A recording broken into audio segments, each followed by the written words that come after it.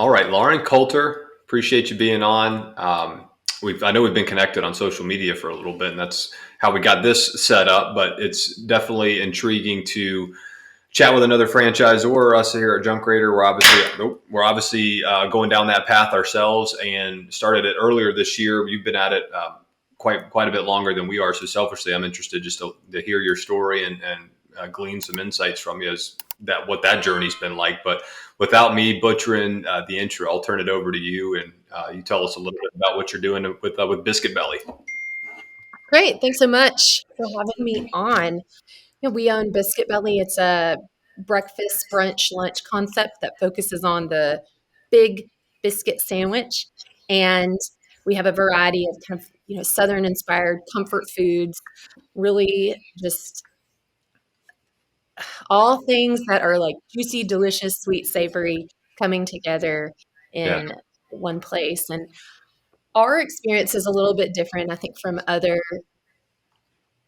franchises or companies that are in this space. Our experience, I would say, is very different. For a lot of these, they're treated like fast casual, where you go in, you order, you sit down, and then somebody says, Lauren, your drink's ready. And you walk up, and then you sit mm, back down, and then they say, Jim or Davis or whomever, your drink's ready. And then you're getting up and coming and sitting back down. And then, okay, number 47, and you go get your food. We don't do that. The only thing that is fast casual like in our restaurant is just the queue line that you order. mm. But once you sit down, it's a very hands-on and full service experience. So we bring you your drinks, we bring you your food, we clean up after you, and we really like to just engage with the guests, refill the coffee if needed, right Yeah. there at the table. So trying to just give them an elevated experience that's similar to something that maybe you would have at home, with family or friends around your own table. That's amazing. I already love the experience just hearing about it, and I feel like most folks probably align with that if we all as consumers think about how much we love the experience at something like a Chick-fil-A. Like Hmm. that's fast food, to the core, but just a way different experience than other Hmm. fast food restaurants. So I love it. Oh yeah. How, did you grow up in the restaurant space? Did you grow up around Well, biscuits in general? How did it yeah. come about? Did grow up on biscuits, did not grow up in restaurants. My husband and I are both from Georgia originally. I'm from Okay. Athens, and he's from a town right outside of Athens. And they had a space there, or a place there, that was kind of like a breakfast bar, a biscuit bar. Hmm. And we are both technically pharmacists by training. We both went to pharmacy school, and he has these funny stories about, being at CBS and the pharmacist saying, "Hey, Chad, go get me a bacon and sausage and blah, Yeah. blah, blah." And so I don't know. I think that that breakfast space has always had a special place in both of our hearts. Mhm. I will eat breakfast foods all day long. So it's definitely my favorite, like, classification of food. But Yeah. um, we went to pharmacy school and then opened up kind of our first foray into small business ownership was one of these paint and drink places. Mm. So they got popular back, 10, 12 years ago.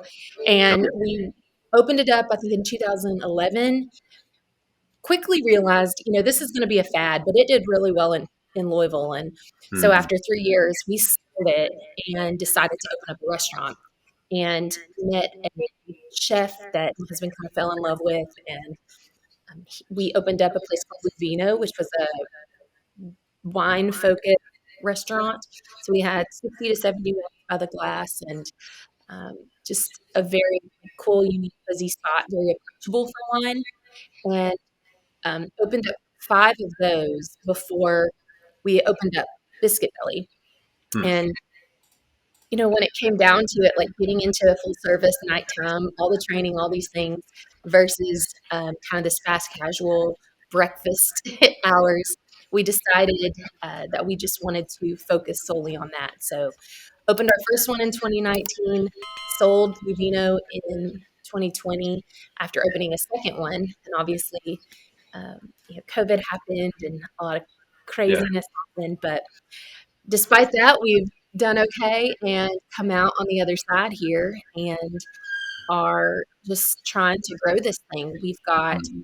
stores now, 3 in Louisville, 2 in Lexington, Kentucky, 1 in Ackworth, Georgia, 1 in Hoover and Huntsville, Alabama, 1 in Chesapeake, Virginia.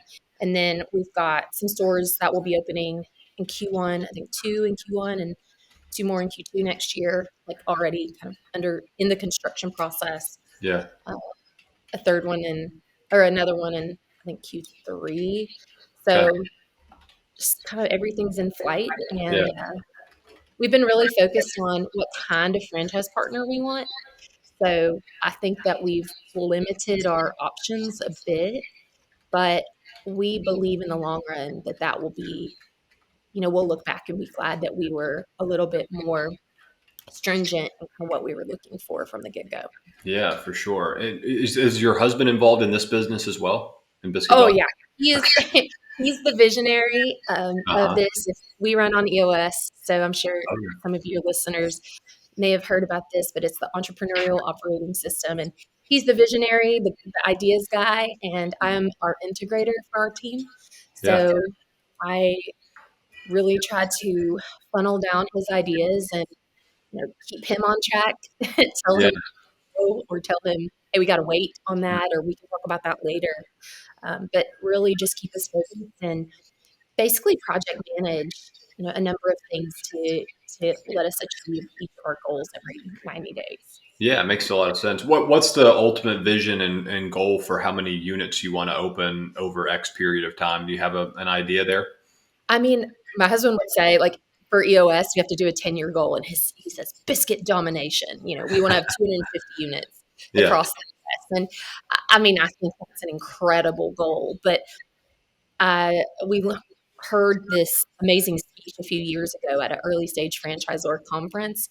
It was the best speech I've ever heard for this group. Yeah. And he talked a lot about how very few people make it to 100 units Hmm. and all the reasons why. And so to me, I mean, if we could get to the 100 unit mark, like I would feel like, man, we did something, Yeah. And then, but real talk, there's some days where I'm like, gosh, if we make it to 20, I will be just like in shock and awe. Yeah. But I mean, it takes 40, 50, 60 units before you actually start making any money, at least, in the restaurant space. It's Yeah. a lot of upfront costs. Hmm. And, using some of our stores to kind of fund the franchising is how we've managed to do it in addition to like pouring in, Yeah. our own savings and stuff. So Yeah. Yeah. it takes a lot of time and energy and That's what we're moolah. seeing on our side as well. It's Mhm. definitely time for one, but resources and capital Yes. is on the franchisor side a lot more than folks probably think. Do you have corporate owned stores outside of just the one? Like, do you have more than one, and do you have plans to add more corporate owned stores, or are you just focused on franchises? We have 4 that are technically corporate owned, and then we've done a couple joint venture deals Okay. and have really enjoyed that. I was kind of terrified at first, but in these cases, the way we have it set up, and I know people can do this a million different ways, but the way that we've done it is that we manage the stores. We raised some money, raised some capital, and said, here's the number of stores we're doing, here's the areas we're targeting, and we are going to fund, the development of these stores with your money. And luckily, so far the one store that's technically open, the one store that's open has done great, and Yeah. then we're 3 more leases signed and construction underway Awesome. for that group, and we really like it. I mean, we treat those stores like corporate stores. There's no real difference for us. Mhm. It's just not necessarily like Lauren and Chad's dollars Yeah. that get Yeah. funded. So I'm always interested to ask, and I don't have an opinion. I'm not biased towards any side of the fence here, Lauren, just as a caveat. But like, I feel like this question comes up with any law firm you might work with, FSO you might work with, a broker, anybody in the franchise space. If a new franchisor comes on the scene and they learn about your brand, they're always like, "Well, what are you doing differently?" Mhm. And I think it's an interesting question because I feel like most folks expect a differentiator, like a unique one. For Mhm. us in junk removal, there's really not. a unique differentiator. It's just the differentiator, I guess, if you want to call it that, is that there's such a big market. We want to move Yeah. into it. Like there's room for more of us. So that's Yeah. one. And we're doing a little bit, of different stuff, like with our website, how customers interact with us, how quickly they get pricing, like that sort of stuff, but not like, oh, it's the early or late 90s and everybody's been using these old school phones. And here comes Apple with this, Yeah. computer and iPod and everything all in one. Like we're not doing that. And I have to imagine in the restaurant space, like the differentiator oftentimes is either the food itself, like what you're offering. It's nobody's ever eaten it before. Maybe it's just way better than the next thing, or it's maybe the experience. But like I like to ask, and it's totally okay if you're like, well, there's not really a big differentiator. Just the food's really good. There's not enough biscuit restaurants around. We wanted to come out. Like, what is that for you in Yeah. Biscuit Belly? No, that's a good question. What we noticed was there are other concepts similar, but they were not franchising. And many of them were kind of like local mom and pops. Like in Nashville, there was Biscuit Love, but I think they have 3 locations. I could be wrong on that. Mm-hmm. This kind of cult following in the Nashville market. They're not looking to franchise, they're corporate owned. Same, there's a Biscuit Head in Asheville, North Carolina, and similar concept, similar thing. Mm-hmm. And so prior to, guess what, 2019, maybe 2021, I don't know when it happened, but Maple Street Biscuits was probably the biggest biscuit company, and they were in Florida primarily, and parts of Yeah. Georgia and some of Alabama. And they were since acquired by Cracker Barrel. And Hmm. I would say that if you compare, the two concepts, because there was a Maple Street here, definitely the differentiator with us was on that experience piece. Mm-hmm. And we continue to see that when franchise partners open and then a Maple Street opens in their area, the food is good there. But I think what levels us up is that just touching the table, being engaged, and the experience that people get in addition to just the look and feel of our stores. I mean, it's very different than Yeah. what they do. So Amazing. both those things. I think too.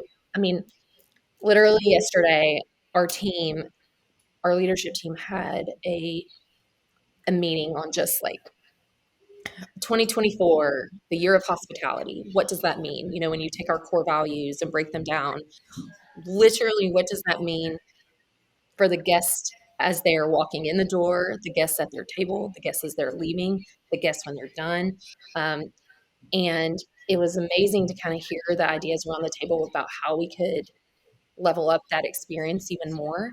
Mm-hmm. And recently there's all this data being put out about people are willing to spend money despite what what you Yeah. hear. People are willing to spend money where they have a good experience. Mm-hmm. Now, what we're also seeing is it only takes one bad experience for them to pull back and never go again.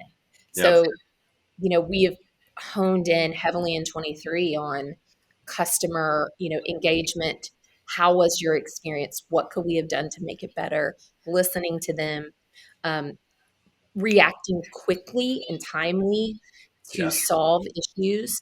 And so a lot of that stuff, in this world of freaking Google and Yelp Mm-hmm. reviews, you know, a lot of people just want to be heard. And if that can be done by a team member at the table side, then they're not going to go on Google or Yelp. Mm-hmm. So doing all of that, I think, it's a challenge. It's more of a challenge than one would think. People think they're just coming in to order biscuit. No, like we want you to have the best damn biscuit and the Yeah. best damn service, of your Yeah. life. So That's yeah, an interesting thread you bring up about Google reviews or Yelp or anything else. The restaurant space is so interesting because I feel like it's a knee jerk reaction for most folks. If they have a bad experience, that's where I go to complain. I don't want to come to the back kitchen and complain to the cook or find the manager. Right? I'm just going to go on Google.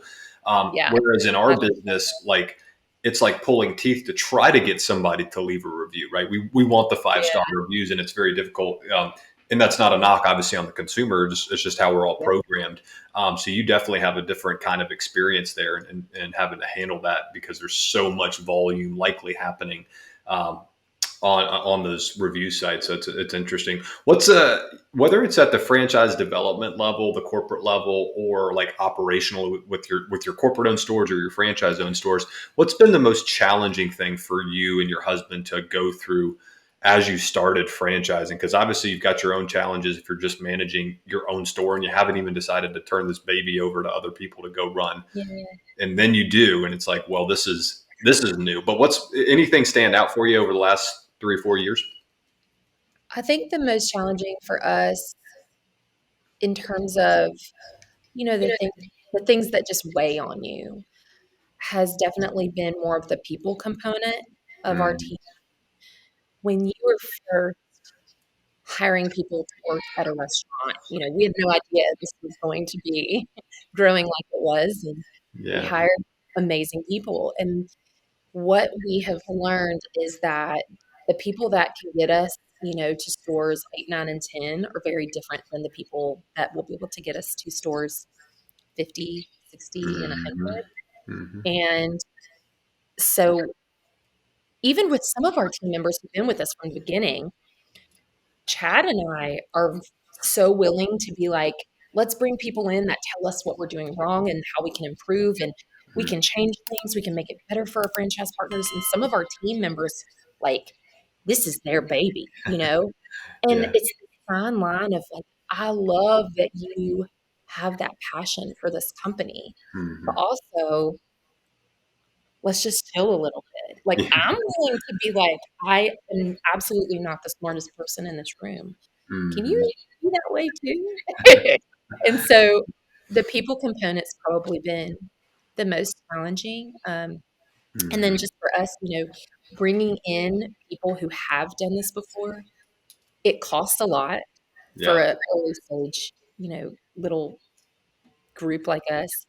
Um, but I will say we've done this. We brought in a couple people that are, the VP level people, Mm. and they've challenged us. I have loved it. Yeah. I want like smarter people. Like if we're the smartest people, that's scary. Hmm. So, I've had the um, same thought. but Not about it's you, but about me.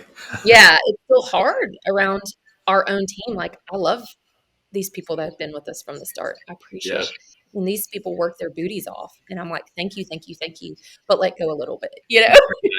That's been a common thread through all these podcasts and just other side conversations I've had. That's been the biggest, probably the most common thread is when you franchise, you're getting out of what you're used to and more into like the actual management of people and other business owners, and that's just a completely different ball game than what you're used to in running your corporate owned store. So I totally get that.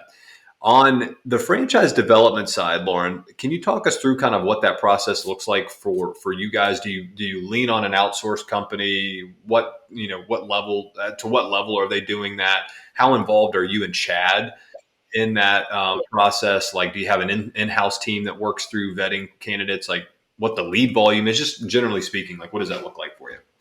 For the first few years, I kind of was the lead gen person. I mean, Yeah, I would go to LinkedIn. My husband would stalk people on LinkedIn.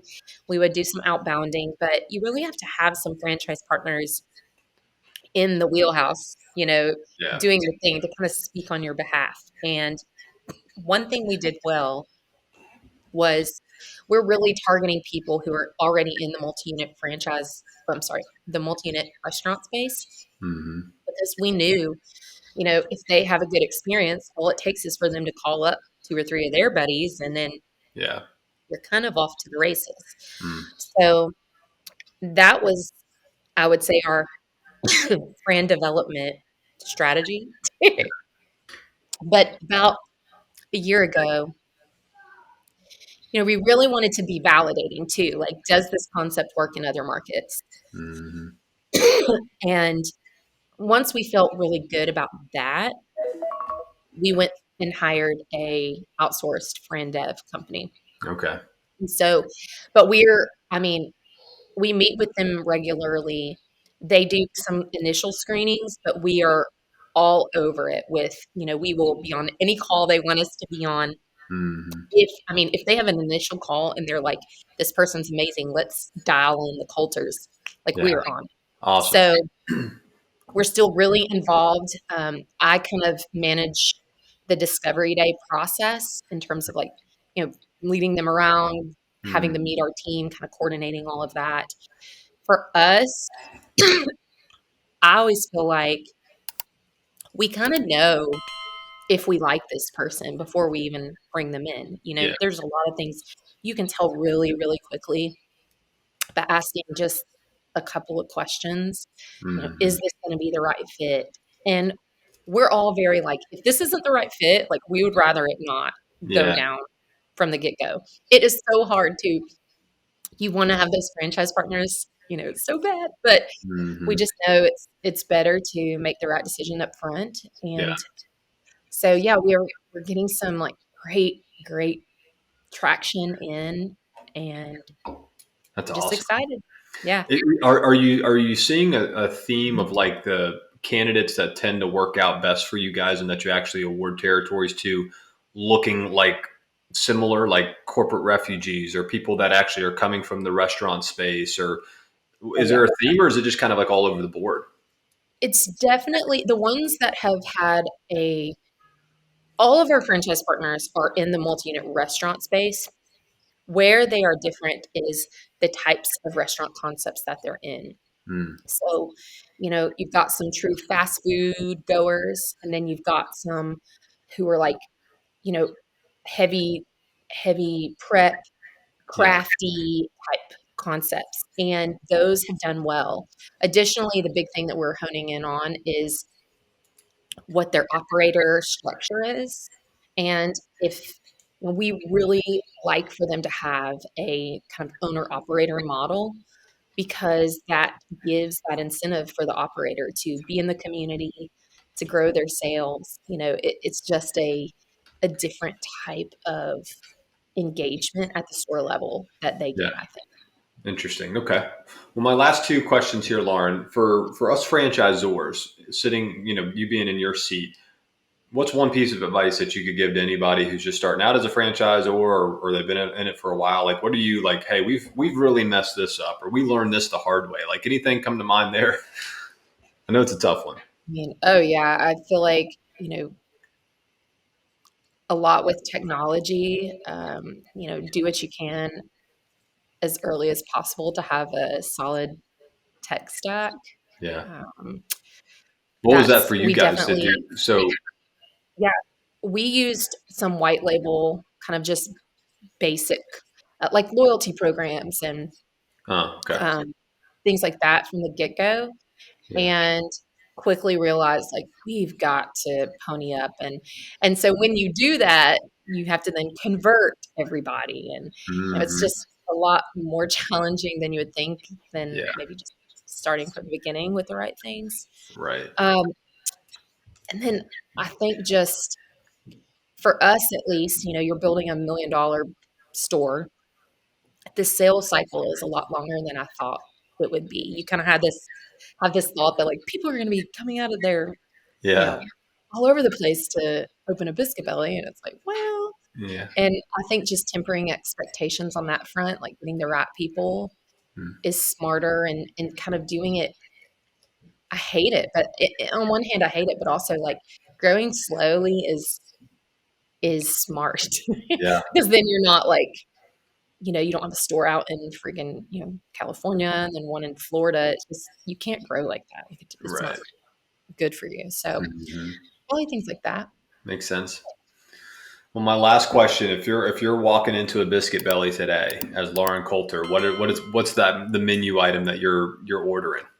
Ooh, that's a good one. So we recently rolled out some healthier options, some omelets, and I'm telling you, I love we do this build your own brekkie bowl, Mm, and it's a base of either potatoes or grits, and then vegetables, and then you can put a meat on it if you want. I don't do that. I do put an egg, like over mm, easy egg on it, and yes. some avocado and some of our belly sauce. And oh my, I had it yesterday. It's so Okay. good. Amazing.